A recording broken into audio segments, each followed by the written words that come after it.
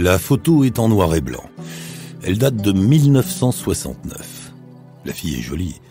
Elle a la vingtaine, des traits fins, le nez droit, les grands yeux noirs, les joues creusées. Un léger sourire se dessine sur ses lèvres fines.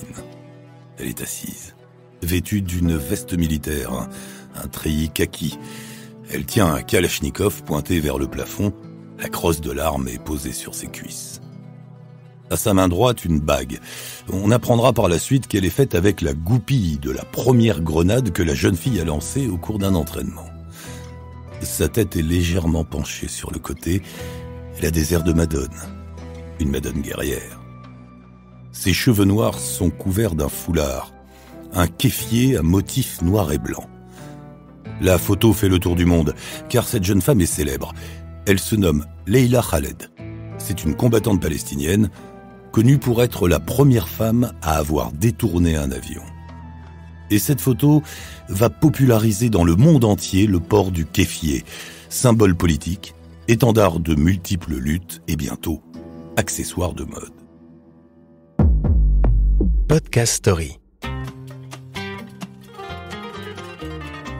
Le kéfier. C'est un simple foulard porté par les paysans et les bergers dans une bonne partie du monde arabe. On dit que le nom vient de la ville de Koufa en Irak, mais on dit aussi qu'il vient du français coiffe ou de l'espagnol kofia. Ce qui est certain, c'est qu'on le porte dans les campagnes et les déserts du Proche-Orient depuis des siècles. Au départ, aucune signification politique ou religieuse, c'est juste un morceau de tissu en coton que l'on porte autour du cou et sur la tête pour se protéger du soleil et du froid. Les motifs représenteraient les mailles d'un filet de pêche, mais aussi des oliviers.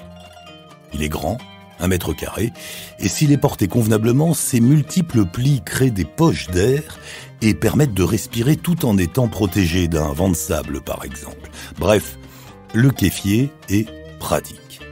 Il devient politique en 1936. Petite parenthèse historique. Depuis la chute de l'Empire ottoman et la fin de la Première Guerre mondiale, le territoire palestinien est sous domination britannique. Et depuis 1917, les Britanniques ont dans leur carton le projet d'y créer un État juif, Israël. Sur place, la révolte gronde. Les Palestiniens se battent contre l'occupation britannique et contre la possibilité de la création d'un État juif.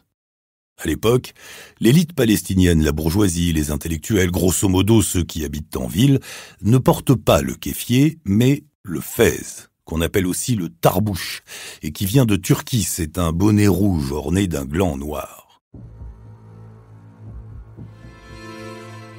Arrive l'année 1936. Au printemps, une grève générale est lancée.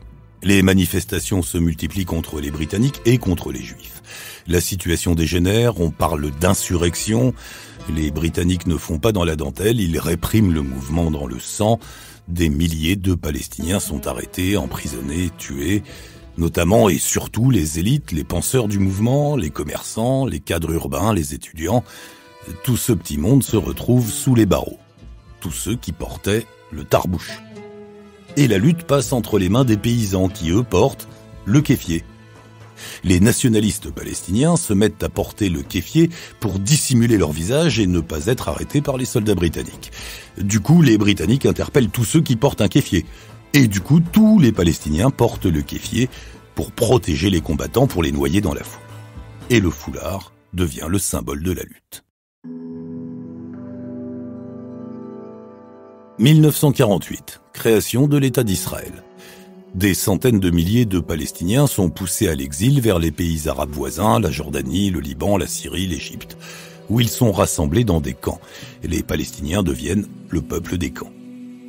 Ils poursuivent la lutte contre les Israéliens. Ceux qui prennent les armes sont appelés les fédaïnes. Formés, entraînés, notamment en Égypte et en Jordanie, ils s'infiltrent sur le territoire israélien pour mener des actions contre les colons et portent le kéfier comme signe de reconnaissance. En 1967, les autorités israéliennes interdisent le drapeau palestinien qui est rouge, vert et noir. Dans les manifestations, les Palestiniens brandissent symboliquement des tranches de pastèque de même couleur, mais c'est finalement le kéfier qui va s'imposer.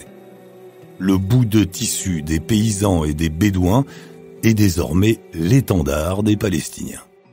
Et il va devenir un symbole international, le symbole de multiples luttes grâce à 2 personnages, Yasser Arafat et Leïla Khaled. En 1964 est fondé en Égypte un organisme qui représentera les Palestiniens, l'OLP, l'Organisation de libération de la Palestine. Et Yasser Arafat est élu à la tête de l'organisation en 1968. Il restera la grande figure de la lutte palestinienne jusqu'à sa mort en 2004. Et Yasser Arafat va porter son combat dans le monde. Il veut internationaliser le mouvement. Le 13 novembre 1974, il prononce un discours devant l'Assemblée générale des Nations unies à New York. L'heure est grave. Par sa présence, l'homme obtient une reconnaissance de sa lutte. Et il lui faut un symbole. Ce sera le kéfier. Il le porte à la tribune de l'ONU, serré par un turban noir en haut du crâne et retombant sur son épaule droite. Il le portera ainsi à chacune de ses sorties publiques toute sa vie. Et cette retombée sur l'épaule droite n'est pas du tout négligée, c'est même pensé. Le tissu remonte du coude jusqu'au front, formant une sorte de triangle représentant les contours du territoire revendiqué par les Palestiniens. Et puis, il y a Leïla Khaled, dont nous parlions au début de ce podcast. Le 29 août 1969, elle a 25 ans. Avec un complice et armée d'une grenade et d'un revolver, elle détourne un avion qui assurait la liaison Los Angeles-Tel Aviv. Les 2 terroristes montent à bord à l'escale de Rome et détournent l'avion vers Damas, en Syrie. Une fois sur place, ils libèrent les passagers, ils libèrent l'équipage et font sauter le cockpit de l'appareil. Leïla Khaled est emprisonnée en Syrie, interrogée, puis libérée. Le but de sa mission, dit-elle, était de donner une résonance mondiale à la lutte palestinienne, qu'elle apparaisse dans les médias, qu'elle soit reconnue. Et c'est réussi, notamment avec cette photo qui fait donc le tour du monde, Leïla Khaled avec son Kalachnikov, sa bague goupille et bien sûr, le kéfier. Le foulard devient mondial.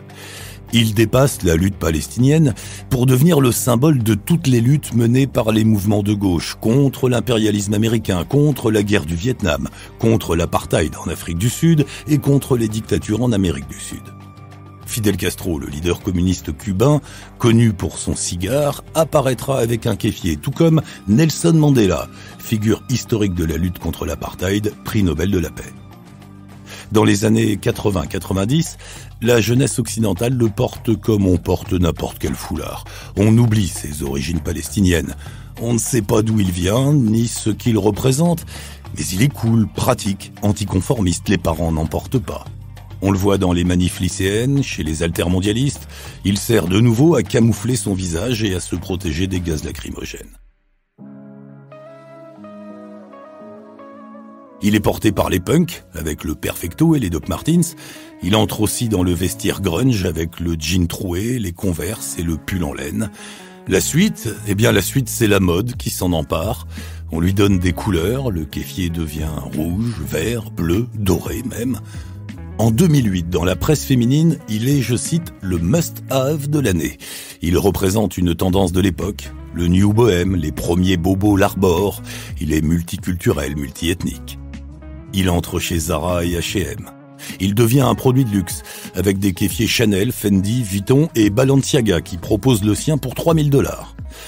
Une créatrice de mode israélienne le propose même en jupe et déclenche un débat sur les réseaux sociaux autour de l'érotisation du kéfier. On le voit notamment sur les épaules de Sting, Diane Kruger, David Beckham, Tom Hanks, Colin Farrell ou encore Kristen Dunst et Madonna. Il est exposé en 2017 au musée d'art moderne de New York. Ensuite, on le perd un peu. La mode passe. Aujourd'hui, la guerre en Israël relance la symbolique politique du kéfier. On le voit sur les campus des facultés aux États-Unis et en Europe, portés par les étudiants qui soutiennent les Palestiniens. Et du coup, on vend de nouveau des kéfiers. Mais il ne reste qu'une seule société palestinienne pour le fabriquer, une petite entreprise familiale située à Hébron qui en produit depuis les années 60. Sinon, la majorité provient de Chine. sur le site alibaba.com. On peut l'acheter en grande quantité. 1,85€ pièce si vous en commandez 1200 pièces. Et on les trouve en boutique à Paris pour 13€. Le kéfier a définitivement traversé le siècle pour devenir un bon business. Podcast Story. On a tous une histoire à écouter. Ne manquez aucun épisode de Podcast Story. Abonnez-vous et mettez 5 étoiles sur Podcast Addict, Amazon Music ou Spotify.